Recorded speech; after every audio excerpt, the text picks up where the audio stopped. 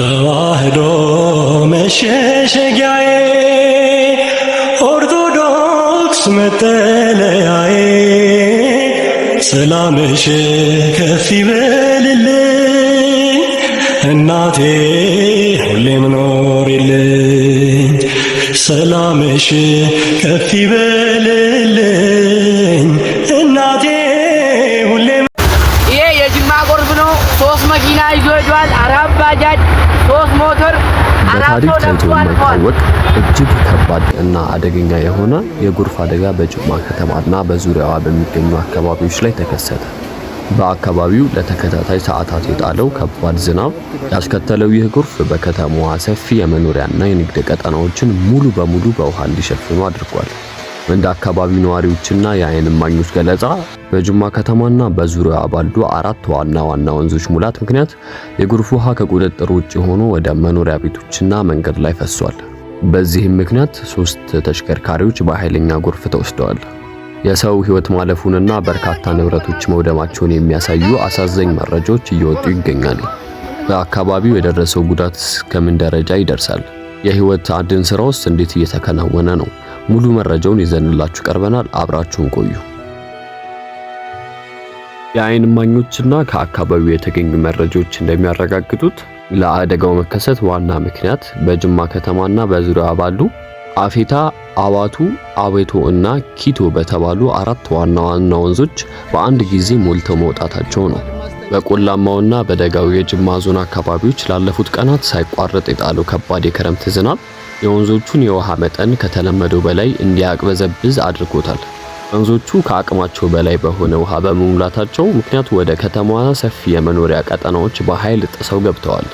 ይህ የጎርፍ ውሃ በፍጥነት ወደ መኖሪያ ቤቶችና ሱቆች፣ የህዝብ አገልግሎቶች መስጫዎች ቦታ በመግባቱ ነዋሪዎች ንብረቶቻቸውን እንኳን ለማዳን በቂ ጊዜ ሳያገኙ ለከፍተኛ አደጋና እንግልት እንዲዳረጉ አድርጓቸዋል። የጎርፉ ኃይል እጅግ ብርቱ ከመሆኑ የተነሳ በዋና ዋና መንገዶች ላይ ይንቀሳቀሱ የነበሩ 3 ተሽከርካሪዎችን በውሃው ኃይል ጠራርጎ በመውሰድ ለከፍተኛ ውድመት ዳርጓቸዋል። አሽከርካሪዎቹና ተሳፋሪዎቹ በከፍተኛ ጥረትና በአካባቢው ነዋሪዎች ርብርብ ከሞት መትረፋቸውን ከዓይን እማኞች የተገኙ መረጃዎች ያመለክታሉ። በተጨማሪም የጎርፍ ውሃ በከተማዋ አያሌ መንገዶችን፣ ድልድዮችንና የውሃ ማፍሰሻ መስመሮችን አፈራርሷል። የኤሌክትሪክና የቴሌኮም አገልግሎት መስጫ እንጨቶችና ኬብሎች በመውደቃቸው ምክንያት በበርካታ የከተማዋ ክፍሎች የኃይልና የኔትወርክ መቋረጥ አጋጥሟል። በከተማ ውስጥ የሚገኙ አነስተኛና መካከለኛ ንግድ ተቋማት፣ መጋዘኖችና የእርሻ መሬቶች ሙሉ በሙሉ በውሃ በመሸፈናቸው በቢሊዮን የሚቆጠር የገንዘብና የንብረት ውድመት መድረሱን የመጀመሪያ ደረጃ ግምቶች ያሳያሉ።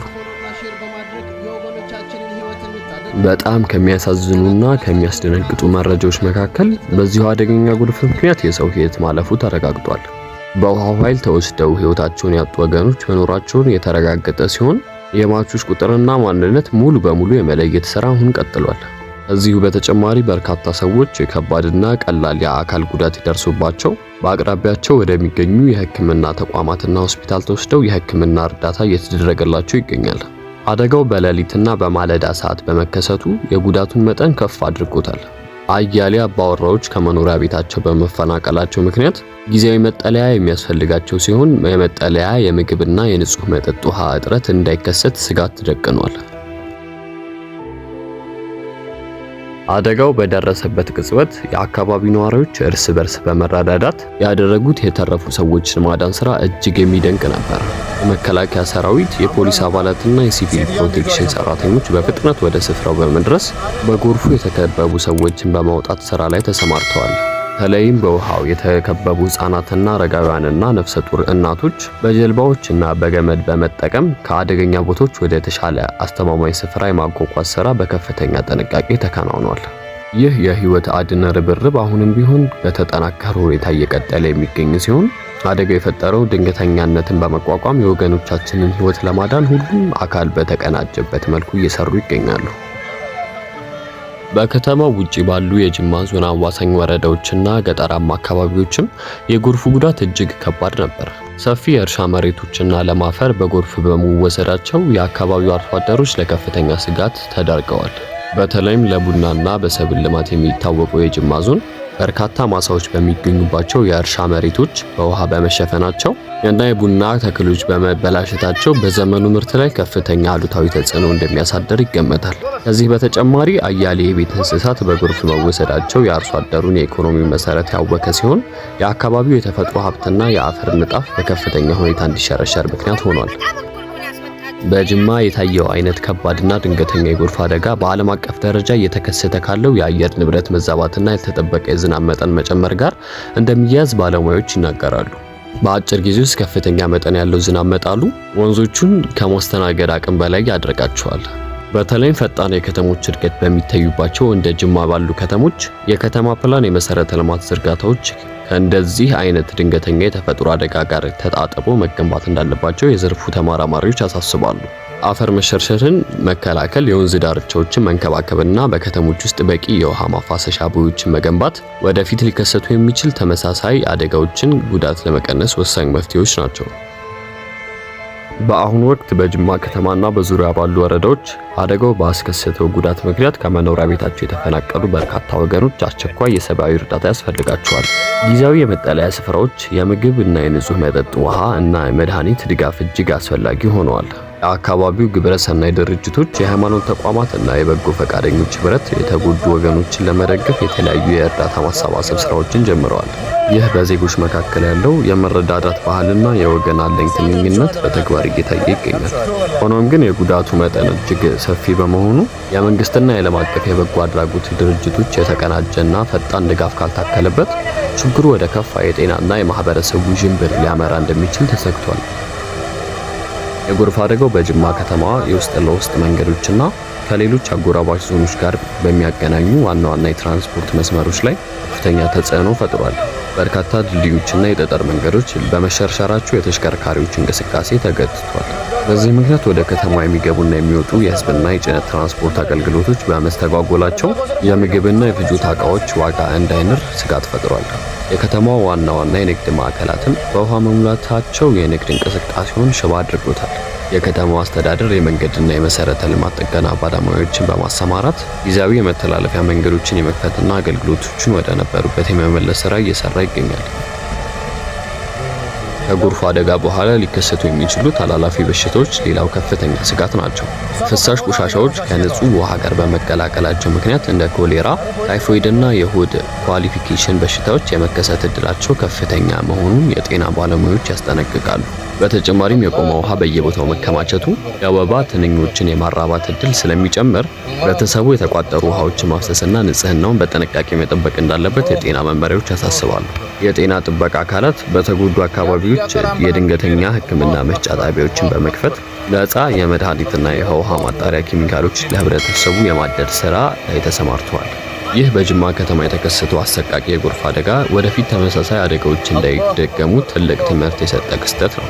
ዘላቂ መፍትሄ ለማምጣት የከተማውን የውሃ ማፋሰሻ ቦዮች ድሬኔጅ ሲስተም በሰፊው ማደስና ማስፋፋት ያስፈልጋል።